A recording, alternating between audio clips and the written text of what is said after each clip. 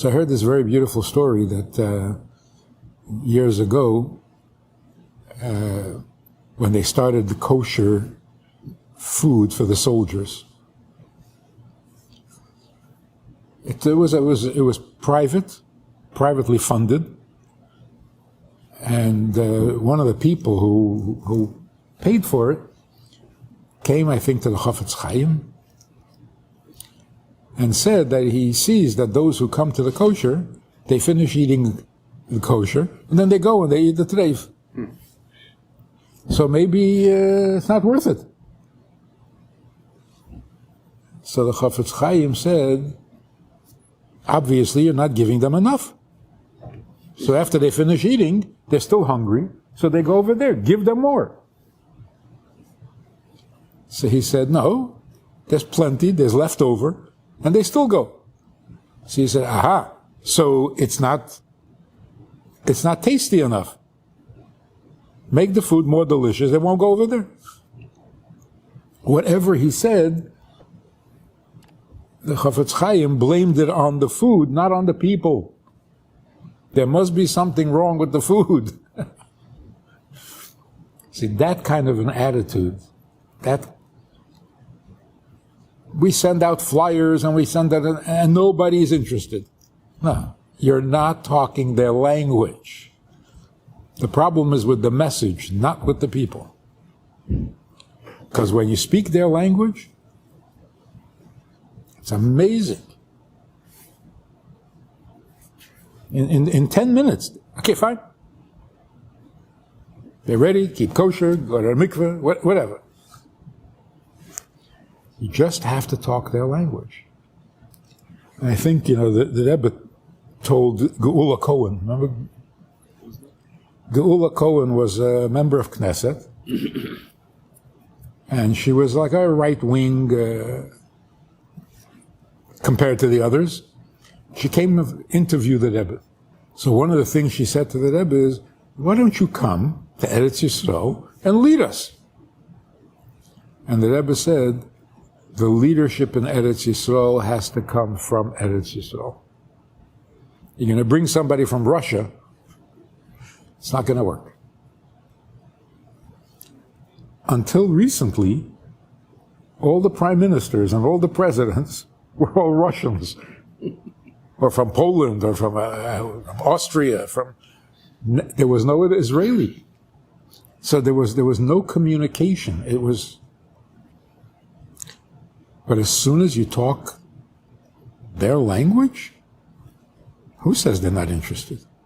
They're very interested. But if you don't speak that way, they don't hear you. Shalom Aleichem, Shalom Aleichem. Shalom Aleichem. Maybe we should move 770 to Florida. You're freezing.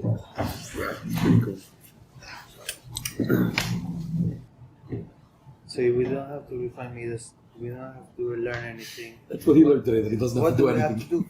What do we have to do? Whatever he wants.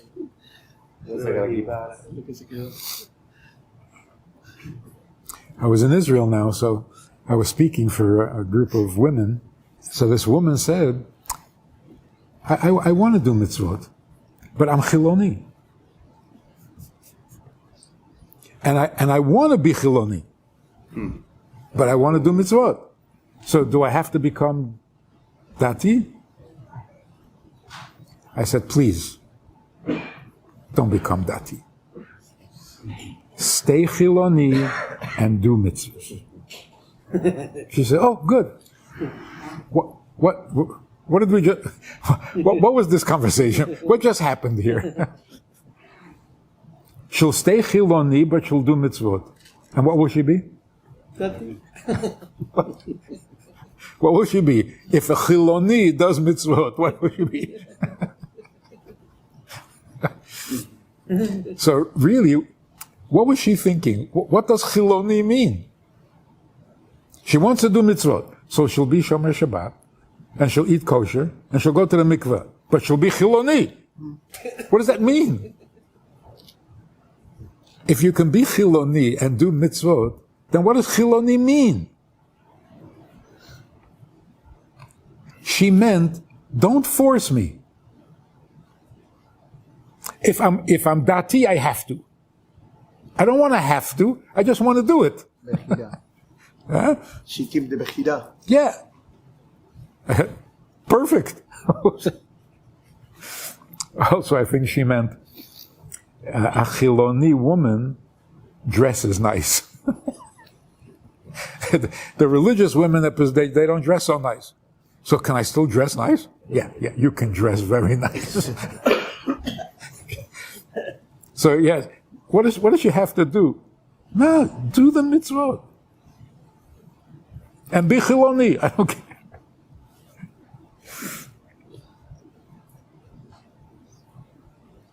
In fact, that would be a big improvement. If everybody stopped being dati and became chiloni doing mitzvahs, that would be perfect. It would also bring peace. Find something to fight about. This one guy, he's really learning Tanya, and I said, you're becoming a Baal Tshuva. He said, Baal Tshuva? That's in the 60s. That's old-fashioned. Becoming a Baal Tshuva means you have to become different. You have to belong to some group called Baalei Tshuva, and they live in certain neighborhoods in Israel, and they behave in a certain way. He said, no. Mitzvot Torah is mainstream. I'm not becoming a Baal Tshuva. Mitzvot are becoming real. It's a different... So you don't have to learn Kabbalah, and you don't have to become a Baal Tshuva. Just do mitzvot and stay chiloni. Brilliant. He's right. He's like, what do you mean become a Baal Tshuva? I mean, I can't be normal? To do mitzvot, you have to become weird? What?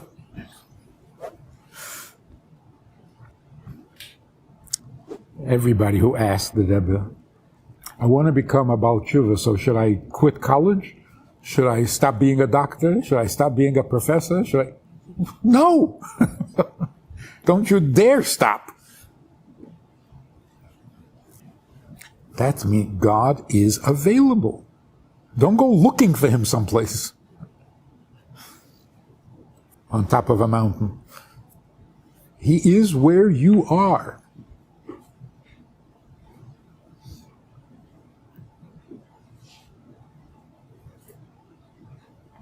There was a very, very, very good man, a very sincere. He lived in Canada, and he was a chemist. He had a drugstore, a pharmacy. The first time that he went to see the Rebbe, he was very nervous and very excited and but he asked the Rebbe, what is my purpose? So the Rebbe said to him, immediately, in Canada, at that time, every drugstore had to be open on Shabbat. Because, like a doctor, you have to be available. Person needs medicine. In Argentina, it's the same thing. Yeah? Tiene que estar abierto 24 horas una farmacia, ¿no? What? They are like, they have to always have one open. One, okay. Yeah. It makes sense, right? Mm.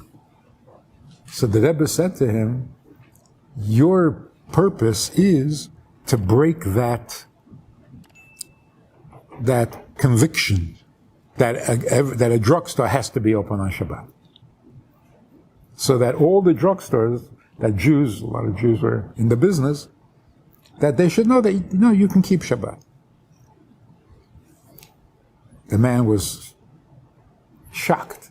He thought for sure that Rebbe would say to him, go to yeshiva, close the store, become poor. So he said, that's my purpose? The Rebbe said, yes. So he went, And he did his purpose. He accomplished it. Accomplished it. It wasn't a law official. It was like a hanocha that people assume you have to be open. So we're not all that lucky that we can ask the Rebbe and get such a clear answer. But what you see is, if you're a chemist, if you have a drugstore, and you want to know what God wants from you, don't go climb mountains. Don't go looking for stuff. You're in the drugstore, you're in the pharmacy business. That's where he needs you. You don't have to go to Yerushalayim.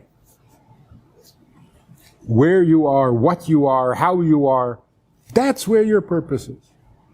You're Chiloni? Good. Put on film. Oh, I can't be Chiloni? Yeah, be Chiloni. Put on film. You can even say, yeah, but what if I'm an atheist? I'm an Epicurus. Do I have to stop? No. Be an Epicurus. Put on that film. God is that close. I think that would be an interesting slogan. If you don't believe in God, put on film. Because really, when the Rebbe said, stop people in the street and put on film, you don't have to ask him if he believes in God? No. But what if he doesn't? So what? So what? He doesn't believe in God. So what? So God is not real? So the tefillin are not holy? So what?